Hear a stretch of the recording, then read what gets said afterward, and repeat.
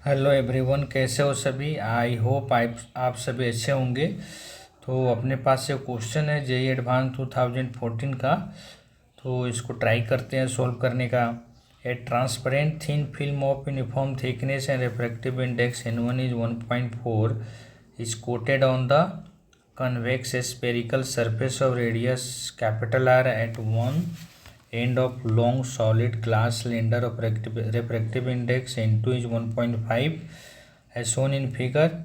A ray of light parallel to the axis of cylinder traversing through the film from air to glass get focus at a distance f1 from the film, while ray is light traversing from the glass to air get focus at a distance f2 from the film. तो दो conditions है जब रे जो है air से thin film और glass में जा रहा है। दूसरा, जब रे ग्लास से थिन फिल्म और एयर में जा रहा है। फर्स्ट केस में जो फोकस है वो F1 है, सेकेंड केस में जो फोकस है F2 है। तो first focus means it is the meeting point of parallel incident ray, right. तो पैरेलल इंसिडेंट रे जहाँ पे रिफ्रैक्शन के बाद मीट करता है that is the position of focus. तो ये लेंस के केस में वैलिड है और रिफ्रैक्टिंग सरफेस के केस में भी वैलिड है। तो कॉमन डेफिनेशन है, या मिरर के केस में भी फोकल लेंथ का कॉन्सेप्ट यही है कि पैरेलल रे जहाँ पे मीट करते हैं आफ्टर रिफ्लेक्शन, और लेंस में या रिफ्रैक्टिंग सरफेस में भी यही कॉन्सेप्ट है। It is the meeting point of parallel रे आफ्टर रिफ्रैक्शन। तो जैसे आप सपोज मिरर ले लिया तो फोकस कैसे डिफाइन करते थे, पैरेलल रे आफ्टर रिफ्लेक्शन जहाँ पे मिलेगा that is the position of focus. तो पोल से जो डिस्टेंस है उसको फोकल लेंथ बोलते हैं। सेम कंडीशन यहाँ भी है। तो पहले मैं air to N1 to N2 refraction consider कर रहे हैं, राइट। फर्स्ट केस आपका यही है।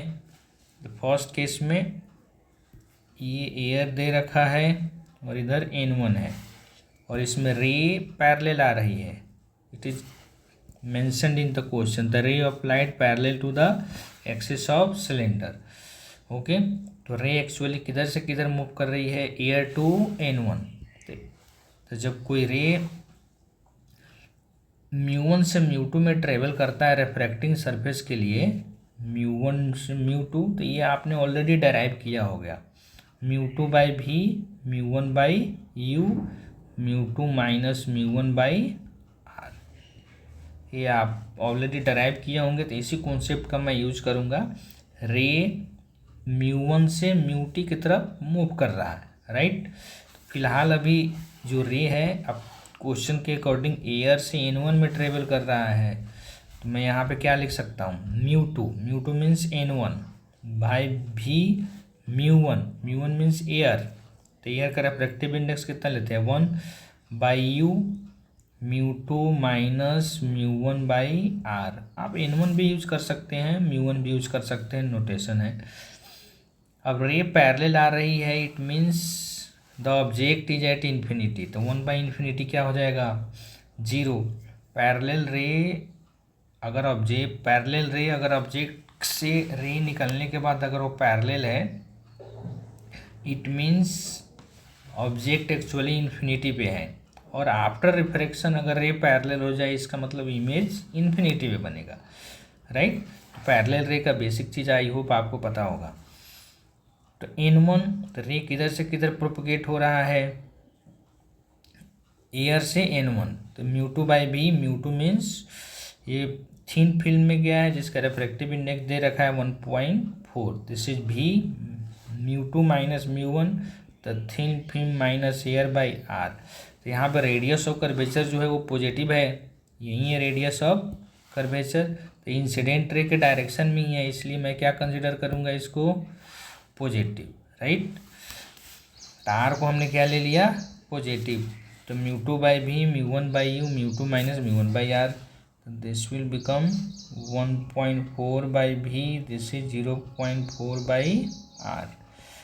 तो v will become 1.4 by 0.4 R, that is 7 by 2 R V is 3.5 r। जब रे एयर से N1 में एंटर करेगा तो इमेज कहाँ बनाएगा, 3.5 पे। इट मीन्स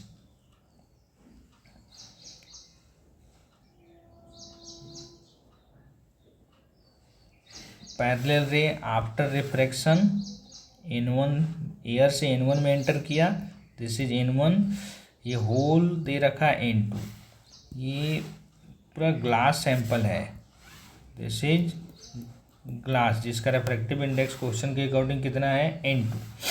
ओके, तो जब एयर से N1 में रिफ्रैक्शन हुआ है तो ये इमेज बना रहा है कहीं V पे, सपोज दिस इज V1। रे क्या है एक्चुअली, N1 से N2 में ट्रेवल करेगा, तो इस ये जो V1 है this will work as a object for N1 to N2 refraction.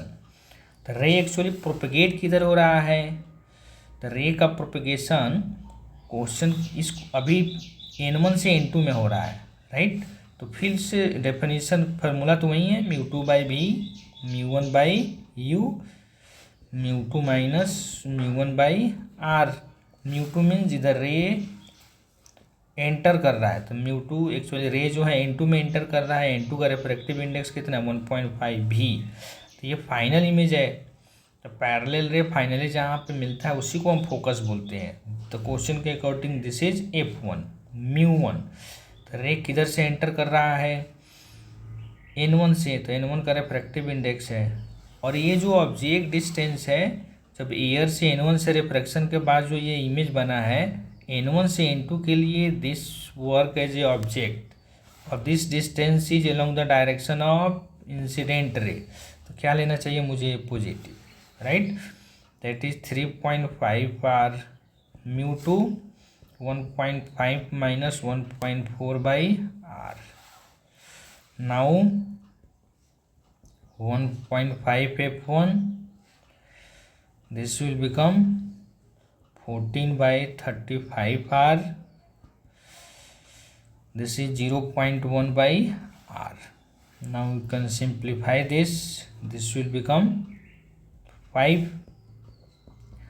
तो 1.5 F1 इक्वल टू, इसको आप लिख सकते हो 10r, this will become 2/5r।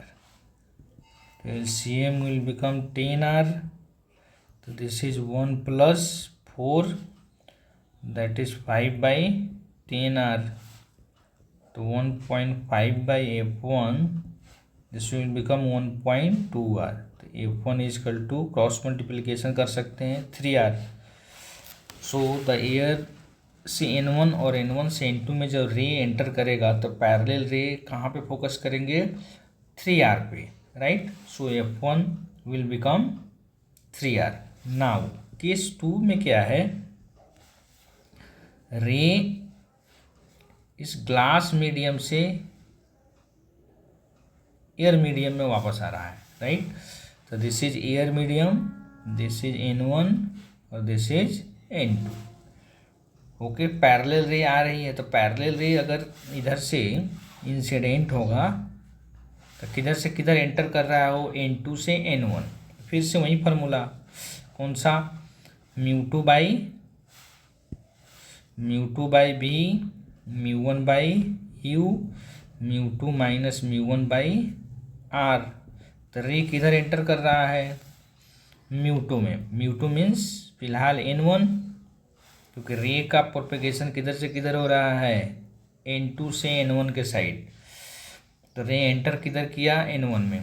तो μ2/v μ1 दैट इज N2/u। और पैरेलल रे आ रही है, पैरेलल रे मीन्स ऑब्जेक्ट इन्फिनिटी पे है, μ2 माइनस μ1/r। यहाँ रेडियस ऑफ कर्वेचर क्या लूँगा मैं, नेगेटिव। क्यों, क्योंकि ये रेडियस ऑफ कर्वेचर सेंटर इधर है, तो ये रेडियस ऑफ कर्वेचर जो है इंसिडेंट, ये हमारा ये रेफरेंस पॉइंट है या ओरिजिन है, तो रेफरेंस पॉइंट के राइट साइड है। राइट साइड मतलब इंसिडेंट रे के अपोजिट में। इंसिडेंट रे किधर से किधर है, राइट टू लेफ्ट हमारा ये रेफरेंस पॉइंट है, तो रेफरेंस पॉइंट की इंसिडेंट रे के अपोजिट डायरेक्शन में, इसलिए मैं रेडियस ऑफ कर्वेचर क्या लूँगा, नेगेटिव।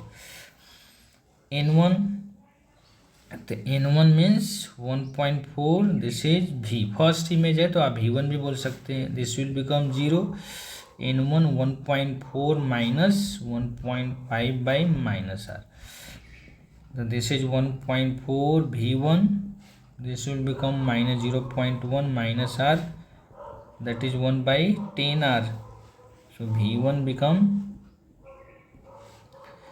14r, right. तो फर्स्ट रिफ्रैक्शन के बाद जो इमेज बना वो कहाँ पे बने, 14r पे। Okay,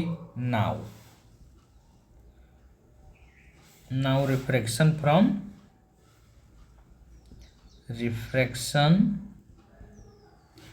from n1 to air, तो रे किधर एंटर कर रहा है, एयर में, किधर से, n1 से। फिर से वही फार्मूला, μ2 बाई भी, तो रे जा रहा है एयर में, भी मतलब final image, that is v2, μ1 means n1, this is 1.4 by u, और u ये ध्यान देना है आपको, ये जो ऑब्जेक्ट डिस्टेंस है ये v1 पॉजिटिव है, मतलब रिफ्रैक्शन के बाद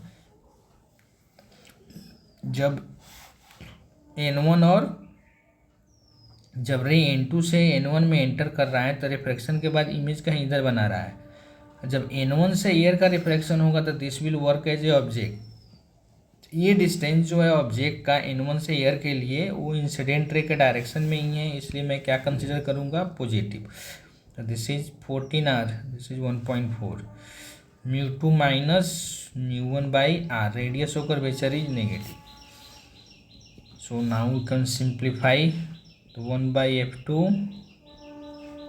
this will become 1 by 10r, this is minus 0.4 by minus r, so 1 by f2, this is equal to 1 by 10r plus 4 by 10r, तो 5 by LCM लेकर आप सिंप्लीफाई करोगे तो कितना हो जाएगा, 5 by 10r, this is 1 by f2, this is 2, तो f2 is equal to 2r। तो सेकेंड केस में जो पैरेलल रे इंसिडेंट होंगे n2 से n1, n1 से एयर में, वो कहाँ पे फोकस होंगे, f2 is equal to 2r, right. तो आई होप ये सोल्यूशन आपको समझ में आया होगा। तो स्टेप बाय स्टेप आपको जाना है और कॉन्सेप्ट यूज करनी है, रे का प्रोपेगेशन किस मीडियम से किस मीडियम में हो रहा है, किस केस में हमको ऑब्जेक्ट डिस्टेंस को पॉजिटिव लेना है, पैरेलल रे का क्या मतलब है, राइट। तो आई होप ये सोल्यूशन आपको समझ में आ रहा है। If you are getting the solution and if you learn the concept, then please share with your friends and colleagues, right. Thank you very much for watching this video. Please subscribe the channel.